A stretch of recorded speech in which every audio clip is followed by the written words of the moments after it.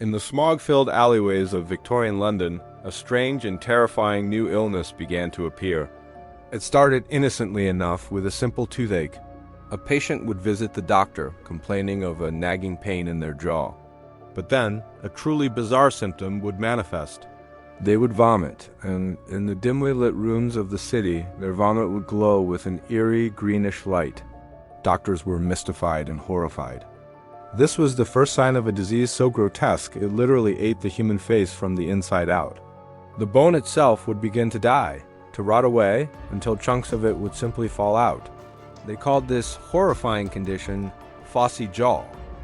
And the culprit behind it was a substance that you might even have in your kitchen drawer at this very moment.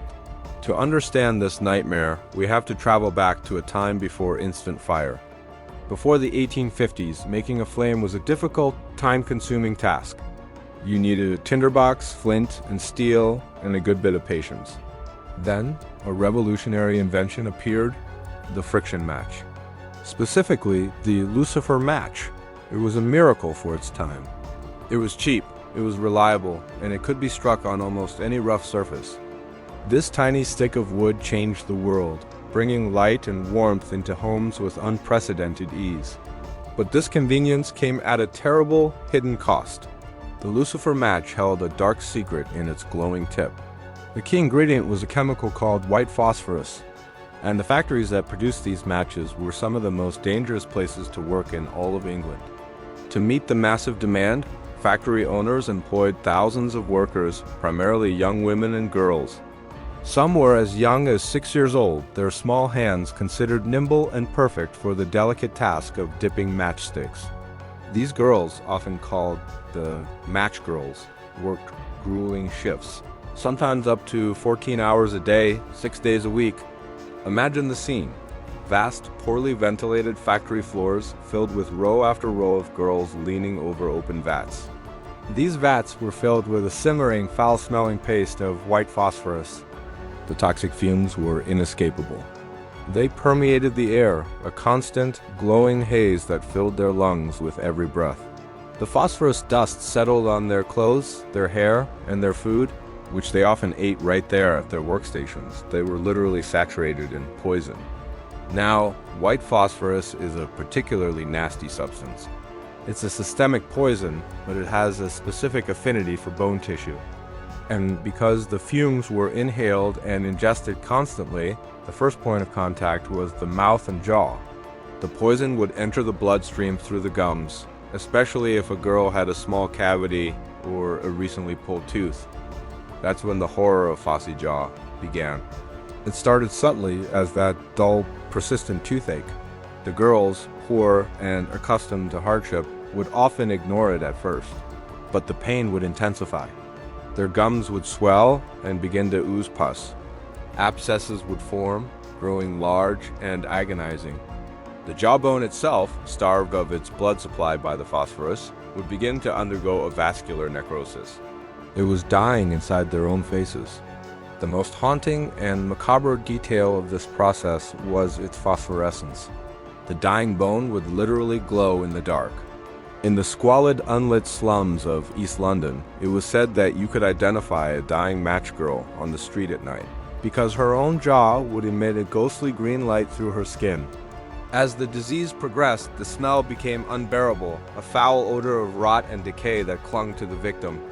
The dead bone, now a foreign object to the body, would begin to sequester itself, breaking off in pieces. Patients would spit out fragments of their own jaw. The only known cure, if you could call it that, was drastic and disfiguring surgery. Doctors had to remove the entire affected jawbone, the mandible or maxilla, before the necrosis could spread to the surrounding tissue and eventually reach the brain, leading to a certain and agonizing death. Those who survived the brutal pre-anesthesia surgery were left permanently scarred. Unable to eat solid food, their faces collapsed and distorted for the rest of their lives. The most infuriating part of this whole story is that it was entirely preventable. The factory owners knew about the dangers of white phosphorus. They saw what was happening to their young employees, and there was a perfectly safe alternative available, red phosphorus.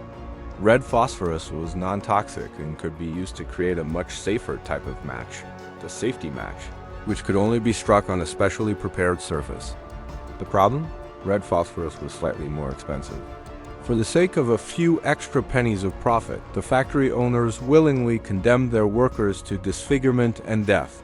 They denied the problem, they fired girls at the first sign of a toothache to avoid responsibility, and they continued to use the cheaper, deadlier chemical.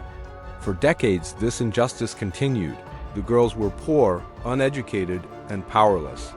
Who would listen to them? But by 1888, they had reached their breaking point.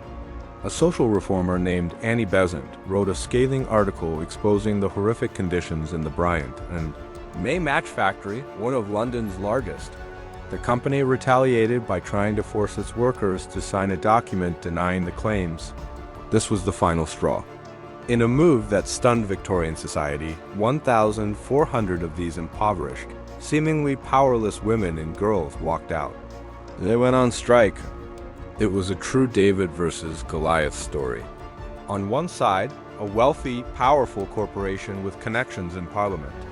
On the other, a group of young women who were risking their only source of income, facing starvation and ruin. The public was captivated. The story of the glowing jaws and the corporate greed spread like wildfire. Public sympathy swelled for the strikers. After a few weeks of intense public pressure and media attention, the unthinkable happened. Bryant and May caved. They agreed to the strikers' demands and, most importantly, announced they would stop using white phosphorus. The Matchgirls Strike of 1888 is a landmark moment in the history of labor rights. It proved that even the most marginalized people, when united, could stand up to powerful forces and win. Their bravery directly led to widespread change. Other companies followed suit, and eventually, governments across the world began to ban the use of white phosphorus in matches altogether. Today, the matches we use are safety matches, made with that safer red phosphorus. The Lucifer Match and the horror of Phossy Jaw have been relegated to the history books. But the next time you strike a match, take a moment to think about its story. Remember the courage of the Match Girls of London? The young women who gave their health, their faces, and sometimes their lives, so that we could have the simple convenience of instant fire. Their legacy is a powerful reminder that progress is never given freely. It is won through sacrifice and the courage to demand something better. Thanks for watching. If you found this story as fascinating and important as I did, please consider liking this video and subscribing for more hidden histories. See you next time.